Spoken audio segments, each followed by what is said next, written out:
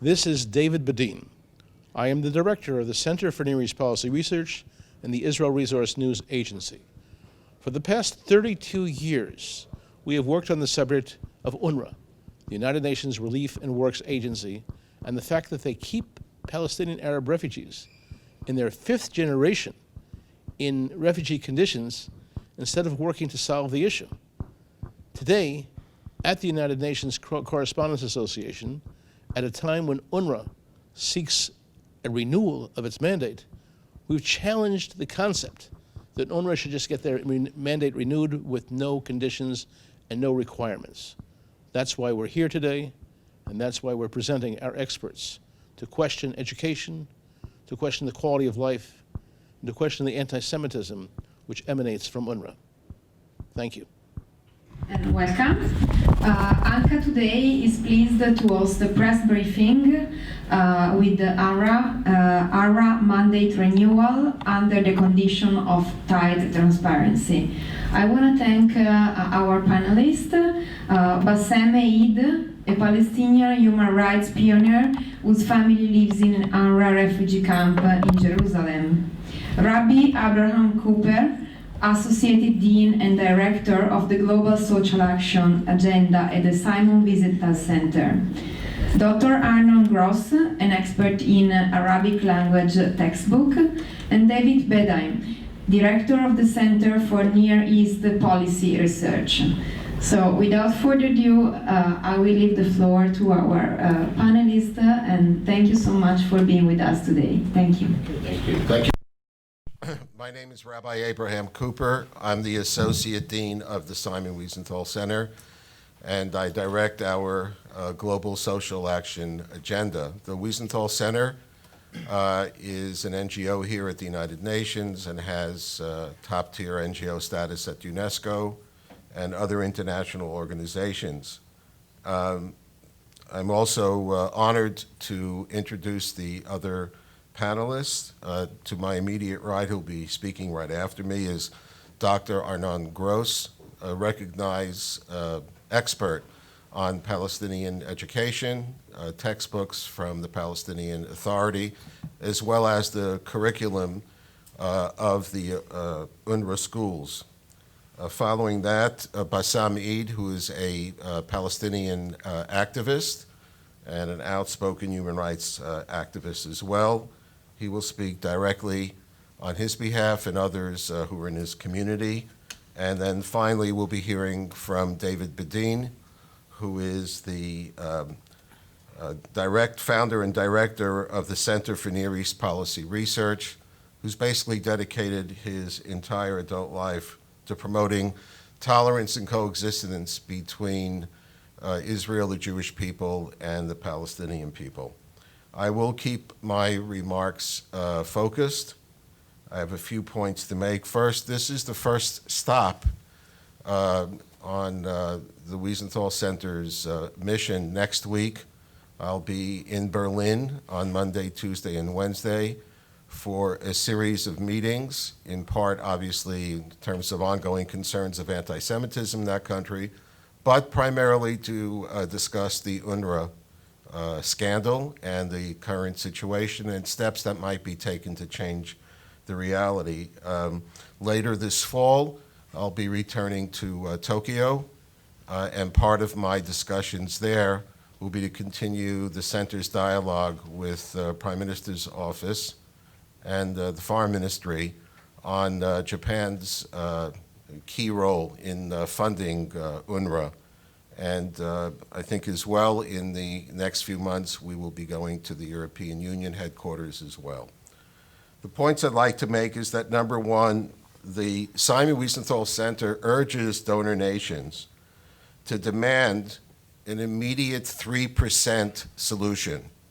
At our meeting yesterday with a member of one of the assistants to the Secretary General, our meeting yesterday also at the U.S. mission to the United Nations, the research of the wonderful people who are next to me, all quote the fact that, and what I heard from UNRWA representatives at a meeting a few weeks ago in New York with them, that their own analysis identifies, quote, only 3% of their curriculum is problematic. And so we suggest, for starters, the immediate removal of the 3% of the problematic material. We can discuss and argue whether that percentage is accurate, but considering the current state of affairs with UNRWA, its financial scandals and the rest, it would be a good thing, A, for them to go ahead and take the necessary steps to excise those materials they admit are problematic as an important step, and especially for key donor nations like Germany, like France, the UK, and Japan, who've increased the amount of support, financial support for UNRWA. This is a good starting point for some indication that it's not just going to be business as usual. Secondly, in the long range, the Simon Wiesenthal Center agrees with critics that the scandal-ridden UNRWA has to go. To be clear, again, to emphasize it, that doesn't mean it closes its doors tomorrow. And to be clear that Palestinians who need medical care should continue to receive that care.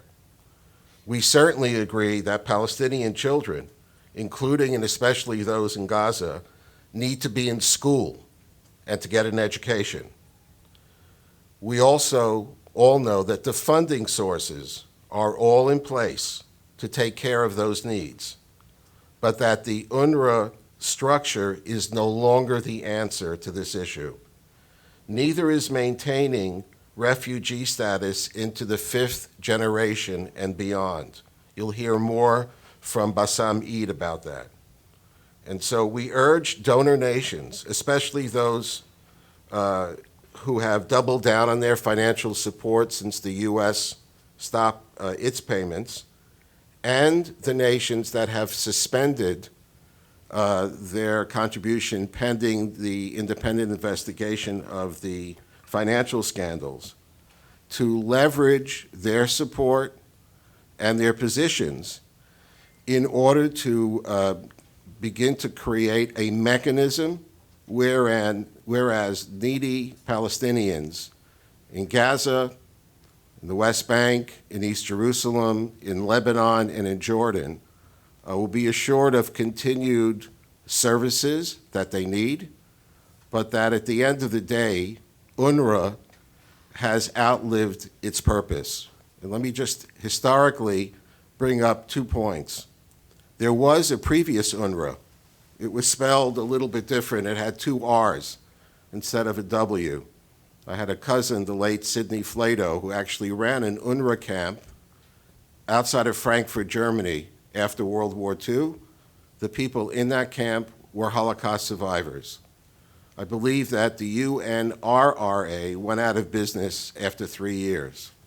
The International Refugee Organization, the IRO, back then in that particular era, when somewhere in the vicinity of 15 million Europeans were displaced people or refugees, they managed to move and help relocate 12 million Europeans.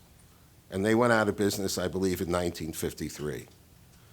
So the idea of maintaining from generation to generation refugee status is not something that should be in the purview of the United Nations. It has its hands full with new refugees in new crisis areas all over the world. And so the main focus of donor nations and those who are now considering not renewing their financial support, from our point of view, is the financial support for needy Palestinians and for their educational system should continue.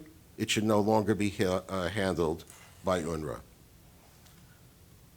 And now I'd like to ask Dr. Arnon Gross, he spells his last name Groiss, who's devoted over a decade of his life to review the UNRWA and Palestinian Authority textbooks, teachers' guides, and curriculum, To give you a little bit of a overview of what he has learned, you see in front here, these are, I believe, teacher's guides that the Palestinian Authority has produced and distributed recently. He's now included a full review of those guides, along with the review of the various textbooks, and he will briefly give you an overview of what he feels the current situation is, and when all four of us are finished, we'll be happy to take questions.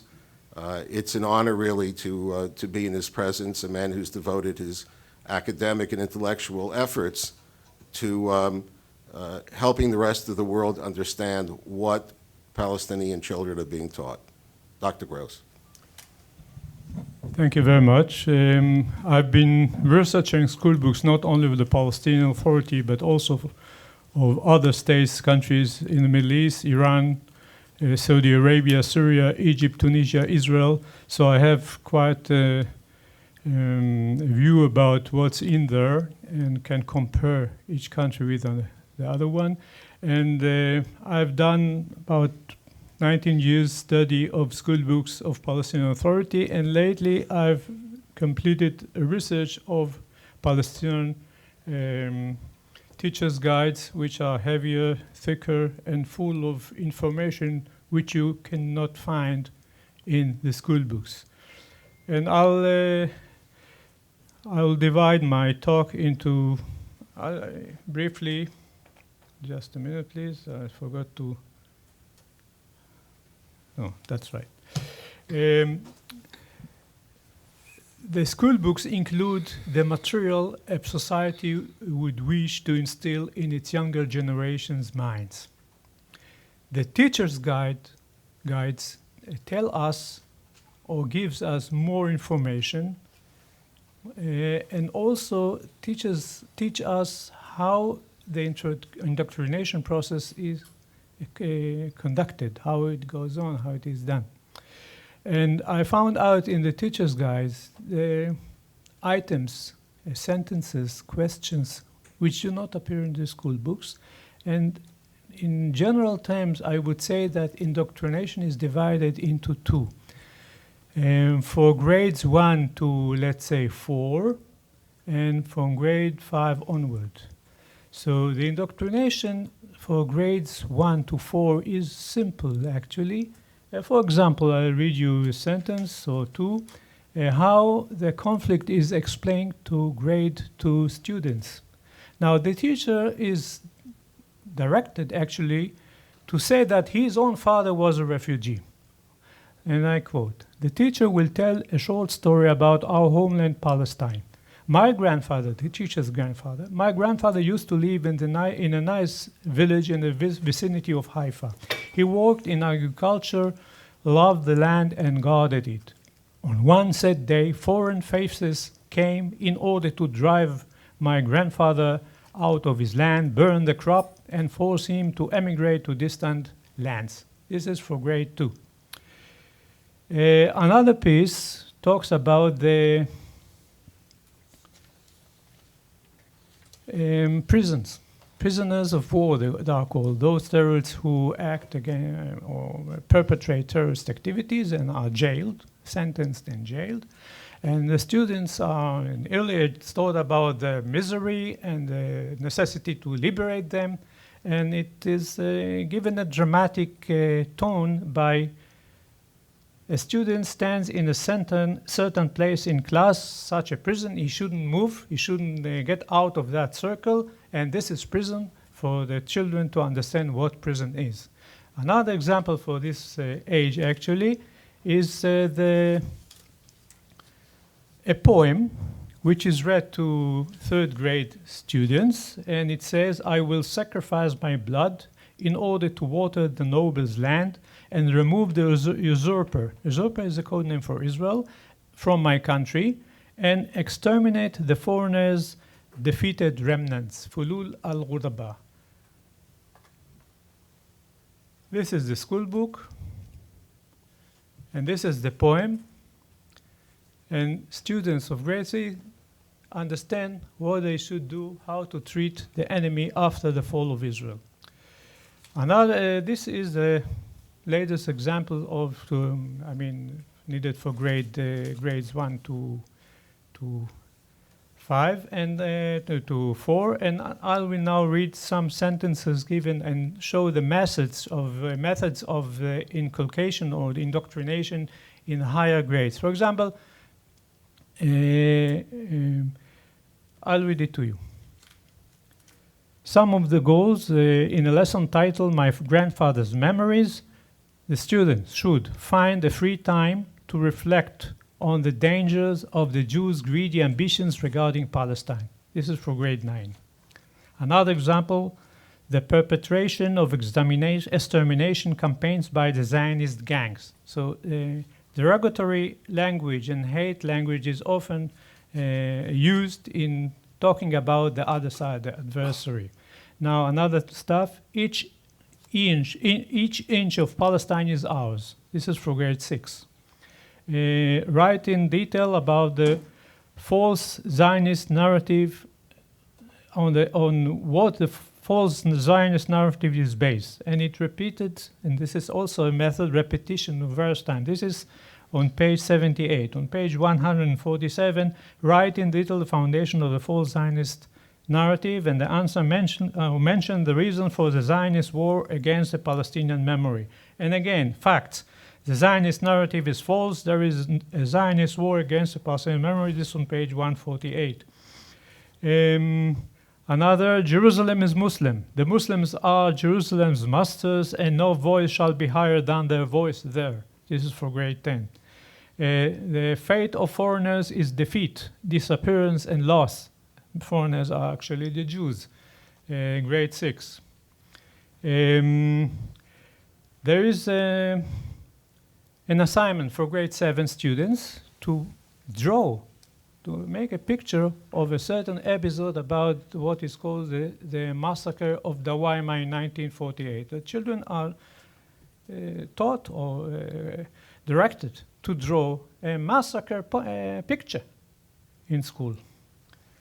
Another thing, demonization, no, just leave it out. The Zionist occupation spreads its venom in all corners of life in Palestine. This for grade 8. Another method is encouraging the children to express their feelings regarding demonized episodes or cases in the conflict. The student should prove the Palestinian child's hatred of the occupation forces. The student will be asked to describe his feelings vis-a-vis the occupation's crimes against the Palestinian children. This is for grade 9. And another piece, Jews are demonized not only in the context of the conflict, but also in a religious context as a corrupt nation from its very beginning, and also as enemies of Islam in its early years in Arabia. I mean, the inhabitants of Medina, the Jewish inhabitants of Medina, and Prophet Muhammad said, the honorable messenger, that's Muhammad, was careful from the beginning of the propagation of the Islamic religion to keep close ties between the Muslims and the Jewish inhabitants of Medina, although he was aware of the Jews' deceitfulness and conspiracies. So they are and the Jews have perpetrated war crimes against our people. This is in the context of the conflict. Jihad and Shahada, martyrdom, are exalted. Jihad in God's cause is for the liberation of the homeland from its contamination by the occupation. And Shahada, martyrdom, let the youth water the homeland soil with their pure blood. Now, there is a problem, because not all of the students are aware of the qualities of a martyr. Therefore, the teacher is required to make them understand that. So he is directed to direct the students to find information in books, in the Quran, or ask the teachers of Islamic education class, and then he brings some verses from the Quran to show that martyrdom is very positive thing, and everything should think about the possibility of becoming a martyr in the future. Also, grade 4, I forgot to give you that, the issue of return of the refugees, not to Israel, but to liberated Palestine, is very much instilled in the youngsters' minds. The student will call out, this is an assignment, the student should call out loudly the statement, "We shall definitely return." We shall definitely return. This is a homework, actually, for the student. Terror is part and parcel of the liberation struggle, and the main figure in this struggle is the Fidai. Fidai is somebody who is ready to sacrifice his own life. So they talk about the Fidai, the definition of Fidai in schools. Fidai, the Palestinian jihad fighter for the liberation of his country from the occupation, who is ready to carry out the most dangerous military actions. Now, the most important, the most famous Fidai is Dalal al-Mughrabi, who led the terrorist attack on a Israeli civilian bus in 1978 on the coastal highway, in which more than 30 persons were killed, including children. Now, repetition is something, or minute detail, or fracturing a subject into minute details is part of the indoctrination. And I read, the student should mention the town where Dalal Mughrabi was born, mention the name of the group commanded by Dalal and the number of its members, mention Dalal's age at her martyrdom, mention the place where she and her group landed, clarify the goal of the operation of hijacking the bus by Dalal and her group, clarify the result of the battle, and so on and so on, so on, many details that for the kids, the children, will get the picture very intensively. This is for grade 5. Dalal is even exalted and become a heroine, national Palestinian heroine, very equal to Yasser Arafat. There is a sentence saying we have many Palestinian heroes, among them Yasser Arafat and Sheikh Izzeddin al-Qassam, who led sort of revolt in the 30s against the British and was killed, and he is the source of inspiration of the Hamas organization. So Yasser Arafat and Izzeddin al-Qassam and Dalal al-Maghrabi. And then the student is asked to give the answer, name 2 Palestinian heroes. And the right answer in the teacher's guide is Yasser Arafat and Dalal al-Maghrabi. So Dalal al-Maghrabi is elevated to rank much higher than that of Izzeddin al-Qassam, probably because of the feud between Fatah and Hamas. I talked about the prison. So this is the method or way the indoctrination is being done actually in all Palestinian schools, including UNRWA schools. And the general picture is very gloomy. I mean, a whole generation of Palestinian youngsters is lost. They are becoming tools in the hand of the system, and they are taught they have no hope rather other than to become a martyr. So I think this is very awful kind of teaching, or rather non-teaching. Thank you. Thank you, Dr. Gross. It's an honor for me to now introduce Bassam Eid, a Palestinian activist who will share his perspective on life in and with UNRWA. Thank you, Rabbi Kuber. I think by following what my colleague Arnon almost reported, it looks like that the UNRWA curriculum, it probably will lead for a war one day. Because when you are talking about martyrs, when you talk about an Islamic fighter, that means that looks like that the war is really very close to us. Imagine when a Palestinian boy waking up in the morning, going to the school, and the teacher try to teach him how the Jews killed his grandfather. and how the Jews demolished his neighborhood or his house. That's immediately will lead for a kind of revenge. And we saw many Palestinian students who escaped from the schools, went to their houses, got a knife, and running into the streets inside Israel, looking for innocent Jewish to stab him, in turn to kill him, not to injure him.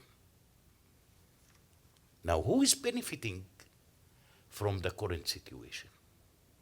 In my opinion, is only UNRWA and the Palestinian leadership, under the eyes of the international community. So the international community must have to be blamed here on the current situation.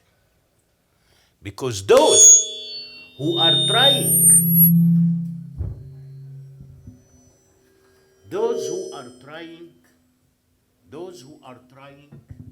to provide the financial support to UNRWA are very aware about such kind of textbooks. And I think that those countries that they have been mentioned by Rabbi Cooper, like Germany, UK, France, and Japan, must have to be very aware where is the UNRWA curriculum is leading us. Friends, I think and I believe that we, the Palestinians, need help. But the question is, via whom is such help is going to be provided to the Palestinians? That's a very important issue. Is such kind of a corrupt organization, I didn't see that in the past 7 decades, it tried to help the Palestinians. I didn't see right now that UNRWA is really trying to solve the issue of the Palestinian refugees. And that's reminding me, just in the beginning of this week, when the New Year school opened, the head of UNRWA, Pierre Krimble, attended the opening of one of the schools in Jordan. What he said last Sunday, that UNRWA will never stop its operations until the issue of the Palestinian refugees will be solved. But you already ruling the Palestinian refugee issue in the past 70 years. What you really did to the Palestinians? And the question is, the international community by itself, for how long they are still ready to continue supporting UNRWA and taking care of the Palestinian refugees? That's a big question. Do we need another 70 years or another 100 years? So this is not the way. This is not the way. I think that all of the countries who are supporting UNRWA financially should have to meet and probably to find another instruments how we can provide help to the Palestinians without UNRWA. I think that that's possible, and that's probably will lead for a kind of solution. There is a lot of money here around the world waiting to be spent on the Palestinian refugees. But everybody is hesitating to provide such a huge amounts of money to the Palestinian refugees via UNRWA.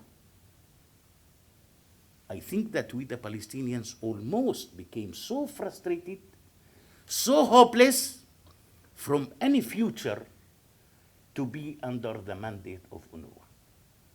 I believe that UNRWA these days are trying to keep the Palestinian refugees as hostages rather than to find a solution for them. This is the feeling of the Palestinians. And I think that if we want to seek a change towards the Palestinian refugees issue, this building is the first building that we should have to start from. From here, we should have to start in terms to bring for a better change and a better life for the Palestinian refugees. Thank you very much. Thank you, Bassam. Now, person who really needs no introduction, David Bedin, who's devoted decades to trying to bridge the gap between Israelis, the Jewish world, and the Palestinian people. David. Good morning. Originally, I'm an American, grew up in Philadelphia, been in Israel for the last 49 years. In my first week in Israel and until today, I've been working on the issue of UNRWA, the Palestinian refugees. The late Rabbi Eugene Weiner, the founder of the Abraham Fund, came to my high school in Philadelphia in 1968 and said, you know, the Six-Day War has given Israel an opportunity it can use.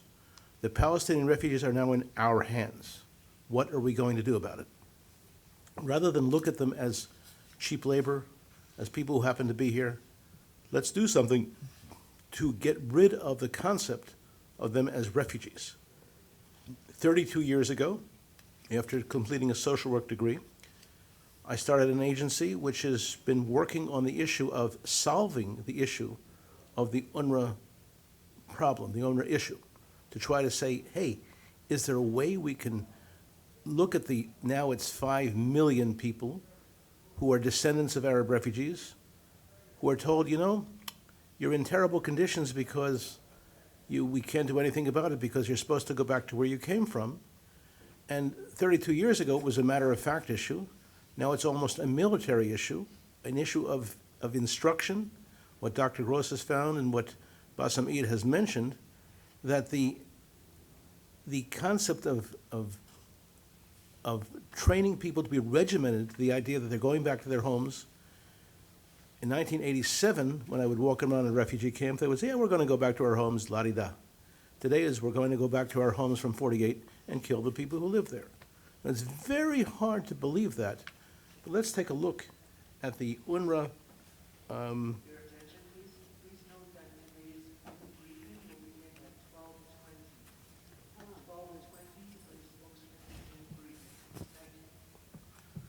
So we asked last week. First of all, you've seen the films that we made are on our website, IsraelBehindTheNews.com, 28 films. The latest film was made last week. The UNRWA youth ambassador, Mohammed Asaf, who has been the youth ambassador for the last 6 years, he made a presentation to launch the school year.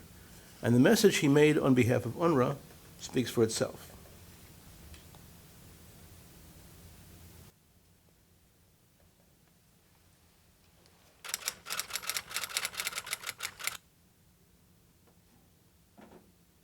المقاومة مشروعة 100%، سواء كانت سلمية سواء كانت عسكرية. Here is the young man whom UNRWA appointed to be their ambassador of goodwill only 6 years ago. الأغنية كالبندقية، الأغنية الوطنية لها دور في تحفيز الشعوب دائما الثائرة. Let's introduce Mohammed Asaf, the rising star in the Arab world after he won the Arab Idol popularity contest. أتحدث اليوم بصفتي سفير الأونروا الإقليمي للشباب، وهو دور أفخر بالقيام به وأشعر بمسؤولية عظيمة حياله.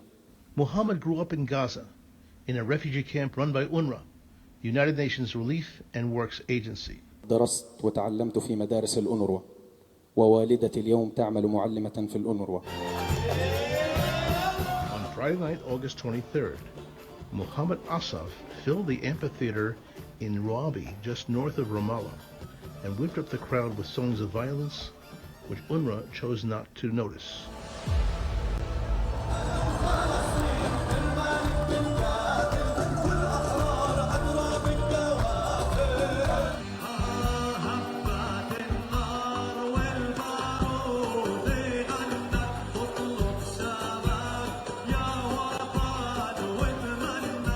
Only hours earlier, not far away, a 17-year-old Jewish girl, Nira Schnerb, was killed by a firebomb thrown by a Palestinian Arab, which also maimed her father and her brother. Yet the UNRWA ambassador of goodwill decided to go on with the show, as if nothing had happened.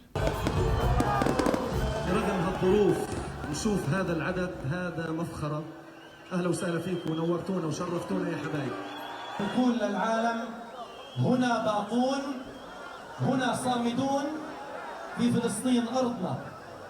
للقدس التحية، لعاصمتنا الأبدية. علي الكوفي وعلم، يخلي البارود يهلم. الأغاني الوطنية العساف اللي بغنيها فخر لنا وفخر لفلسطين. الأغاني الوطنية هي بتكون دافع لكل شخص إنه كمان هي جانب من جوانب المقاومة. What Muhammad Asif did not forget was to preach the new generation with the values that he had learned from UNRWA classroom to nurture the dream of the right of return by force of arms.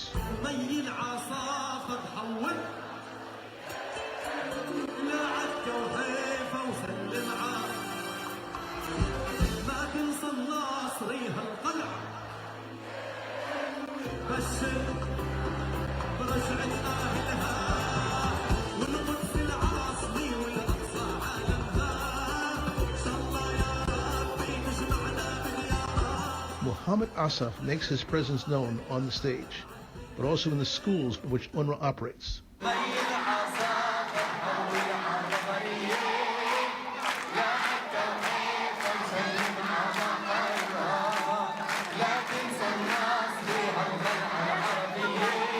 لما أنا بسمع أغاني محمد عساف ببقى متمسك بالوطن والفلسطين وهيك. بتخليك تصير تحب في الوطن أكثر، بتصير بدك تسوي إشي للوطن، بتصير مثلا تقاتل العدوين الآخرين.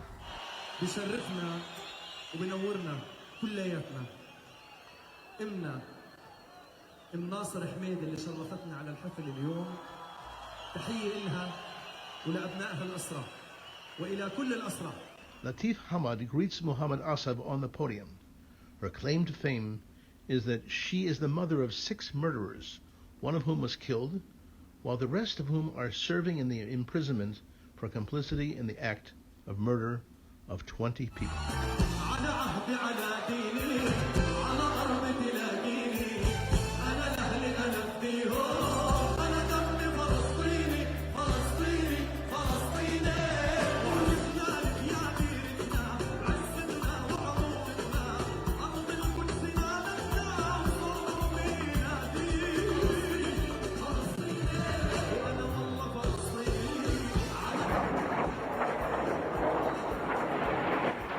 غزة بتطلع رجال.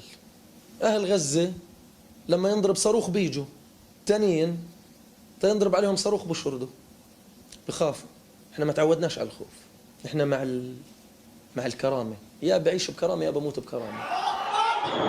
الأغنية أيضا مقاومة، والكلمة مقاومة، والفن مقاومة.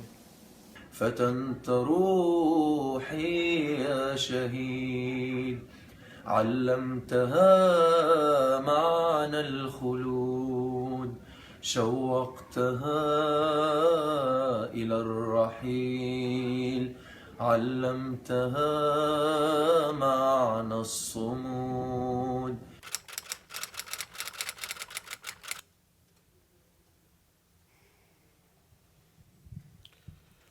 Thank you, David. Because of timing, if there are any questions, please raise your hand and identify yourself, and there's a mic. We'll take them one at a time. Thank you for the briefing. I'm Evelyn Leopold. I have 3 questions. In Dr. Gross's analysis of the books and the teachers, was that part of the 3% that Mr. Rabbi Cooper said should be eliminated? Secondly, they're outside of the West Bank and Gaza. There really are Palestinian refugees in Jordan and in other countries. What happens to them? And my main question is, you seem to be moving toward the U.S. plan, whatever that may be. I've written about parts that have leaked out to raise the living standards of the Palestinians, and then everything would go away and they wouldn't talk about the golden oldie of having a separate state. Could you comment on all three? Thank you. Let me start with the last one because I'm an old man. I already forgot the first question, which I know is for Dr. Gross. I had the opportunity to attend the Bahrain Economic Conference. I'm not an economist. I've never balanced a checkbook. But I think there was something very profound that took place there, which was a lot of powerful institutions from around the world. The IMF, the World Bank, AT&T, even FIFA, all gathered for 2 days there with specific plans about how to help the Palestinian lifestyle go to a new level. We know that the Palestinian Authority put on a boycott. There was only one person from Hebron who attended. I don't think it's a sin for the international community, or for that either led by with the United States and others, to make every effort to improve the lives of Palestinians. I think it's also clear that the economic issue is only part of a much bigger puzzle. And I have no idea what's in the deal of the century. I think that based on history, we're all going to collectively burn that bridge when we get to it. But I think the fact that you have this embedded, actually official policy of the PA of non-involvement, no public interaction with Israelis at all. Even when you have humanitarian issues, I'm involved with an effort on the West Bank to have a medical facility built between Hebron and Bethlehem. I've met with some Palestinians who are not members of the PA but are close to them, and every single one of them has basically said, well, this is a great project, but of course, any involvement of Israel, the Israelis, would have to be kept secret. Now, I'm an old man, and I'm kind of past that. I think what we really need is a new era of engagement, and whether it's led from the EU or from the White House is really, at this point, not the main question, but you can see when you match the kind of education that kids get where you don't even see the word Israel on a map, in which it's never uttered in a classroom.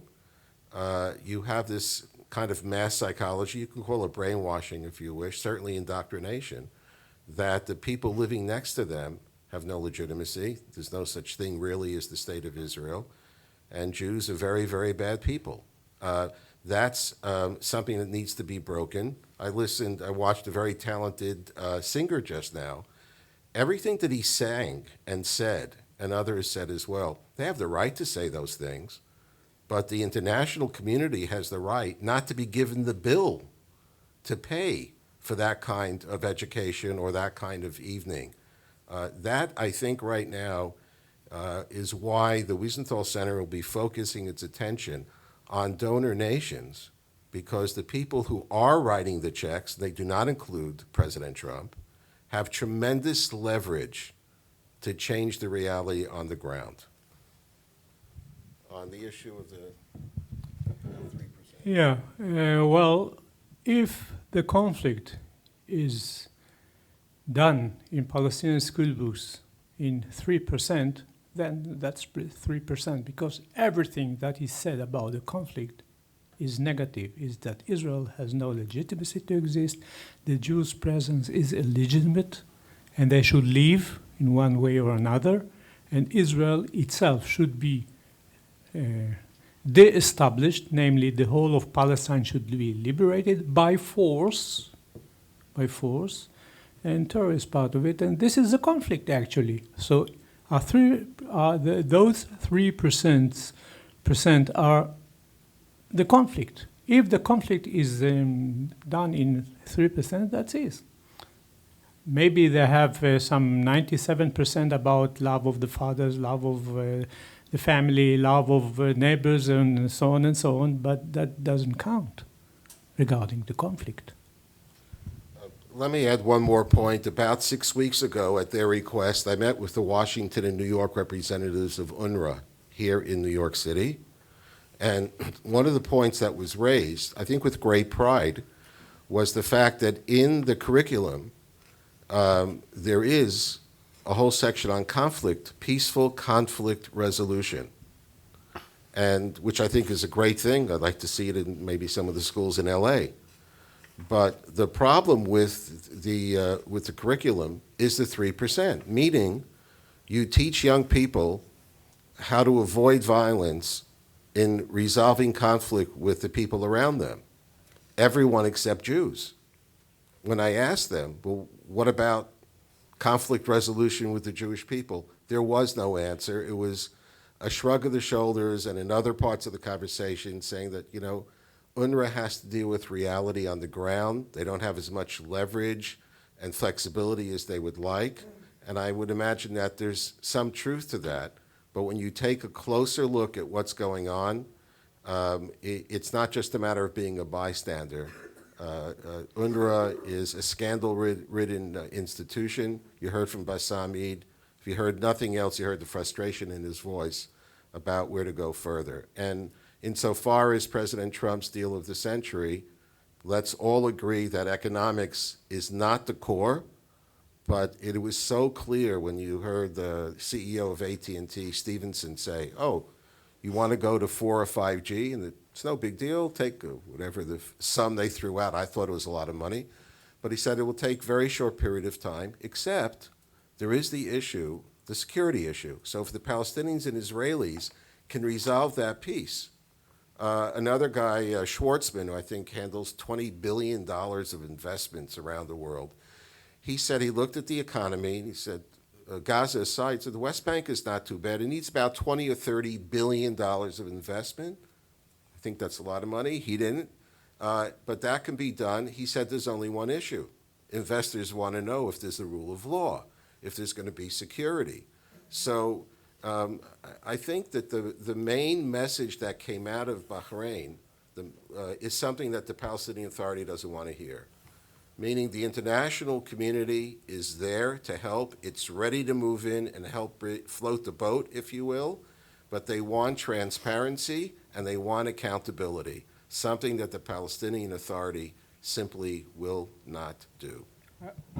I would like to add regarding the 3%.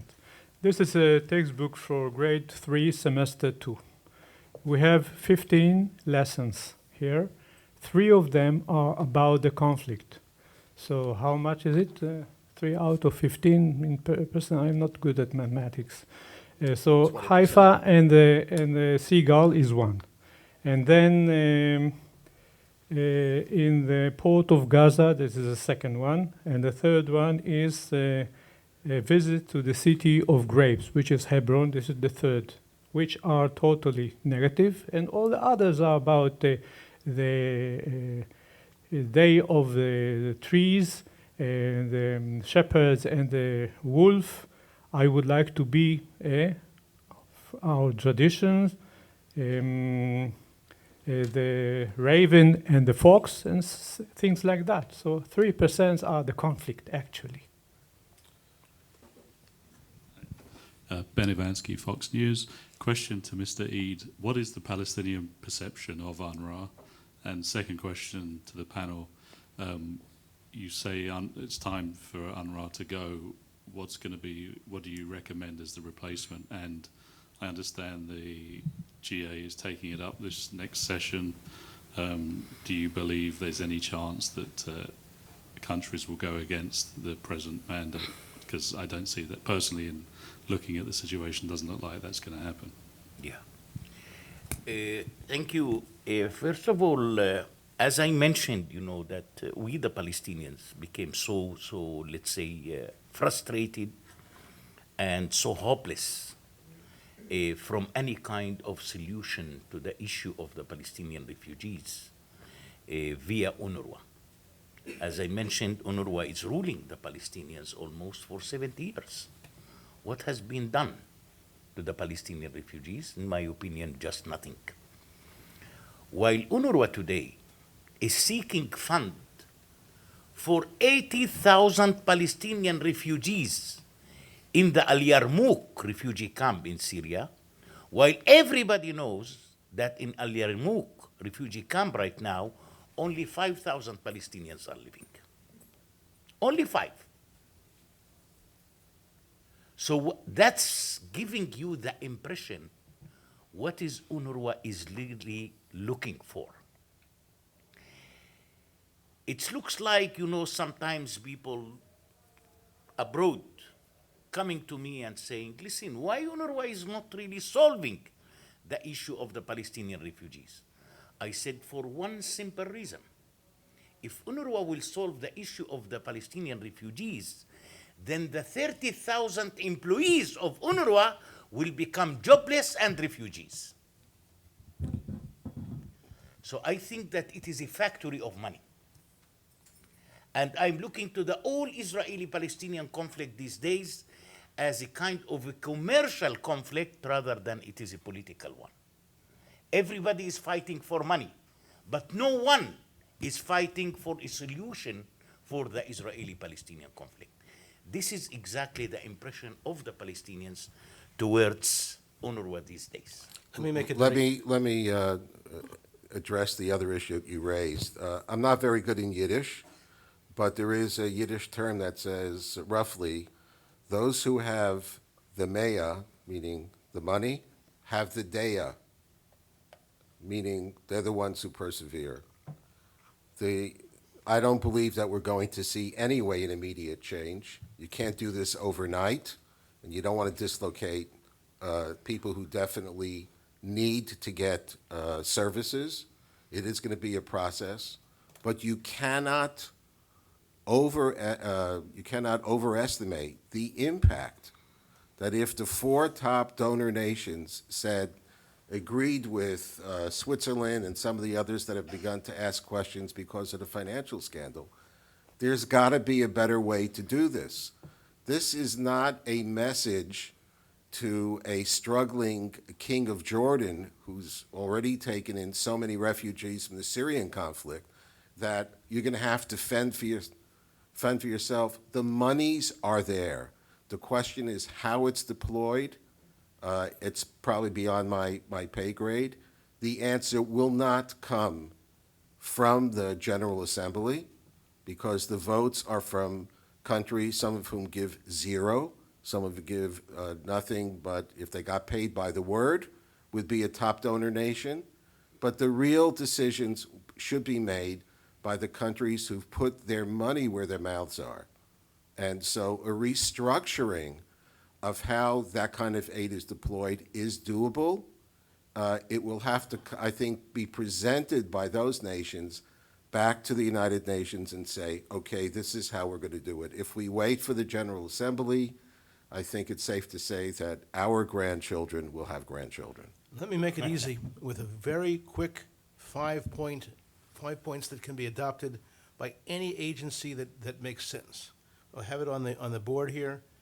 If UNRWA were to cancel its curriculum, number 2, cease military training, which we have filmed in the schools. 3, insist that UNRWA dismiss any employee who's a terrorist. 4, introduce the standards of UNHCR to UNRWA. In other words, it can't be replaced by UNRWA. UNRWA can't be replaced by UNHCR, but they can use their standards. And last but not least, how about an audit of donor funds? And these are issues which you don't have to, in a sense, be an Israel lobbyist to appreciate. They're basic issues of accountability and transparency. And that's it. What we have here, these are opposed by the regime of the Palestinian Authority, not by the people. There's no one who wants medical services who would disagree with this. However, the regime of the PLO, the Palestine Liberation Organization, rejects this. Well, the donor nations have their own agenda, and we can work with them. Okay, we have only about 3 more minutes. We'll take the last question. Yes, Joseph Klein of Canada Free Press. You mentioned one of the points of reform would be to cease the employment by UNRWA of any terrorists.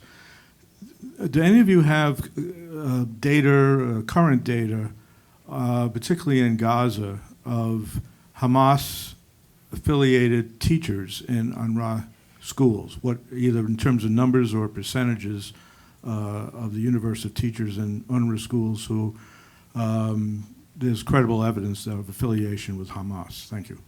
For the last 20 years, our agency has retained the services of both Arab and Israeli journalists to cover the elections which take place every few years to run the School Teachers Union and the Workers Union of Gaza, of UNRWA in Gaza. What's very important to understand is that what we have on our site, if I can get onto it quickly, I can't get onto it quickly, but is the slates that have been endorsed by UNRWA, by Hamas, the PFLP, have won overwhelmingly since 1999 for 20 years.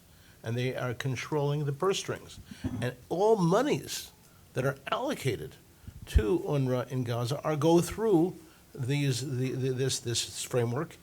30 years ago, we exposed the scandal that the PLO was controlling the purse strings. It's the same story. So if you have the people controlling the purse strings, that's the way it is. It's at a 90% level of the Hamas-endorsed candidates winning the elections. Let me close the press conference by actually quoting what I asked the same question of the two UNRWA representatives. And their answer to me was that if you can show from a published list that a person is a member of a terrorist organization, that person will be removed. So just for full disclosure, I asked the question, that was the answer that I got. I think that the response from Mr. Bedin sort of explains what the reality is on the ground. Thank you very much for your interest. We appreciate your presence. Thank you. Thank you. Excellent.